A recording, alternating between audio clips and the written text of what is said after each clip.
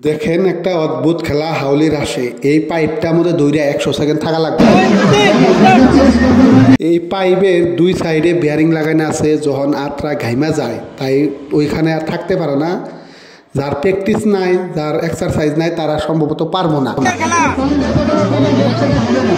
শরীরটা খুব পাতলা, দৌড় পারে, বার টানে, এক্সারসাইজ করে, তারাই 100 সেকেন্ড থাকা হারবো।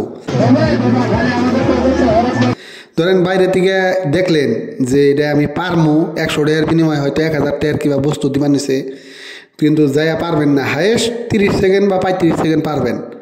তাই যারা যারা বিশ্বাস করেন নাই, একবার ট্রাই করে দেখবেন, তাহলে বুঝতে পারবেন যে যারা যারা এক্সারসাইজের লগে জড়িত না, দৌড় পারে না, বার টানে না, তারা এটা কোনো দিনও পারবো না, সম্ভবই না।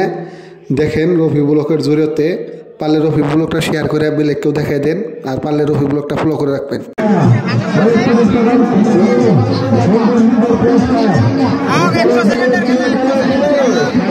রফি ব্লকের ভিতরে যাই একবার চেক করবেন, এরকম অদ্ভুত খেলা মেলা দেওয়া হয়েছে, অনেকেই পারে নাই। তো যদি একবার ভিতরে যাই চেক করেন হয়তো বুঝতে পারবেন।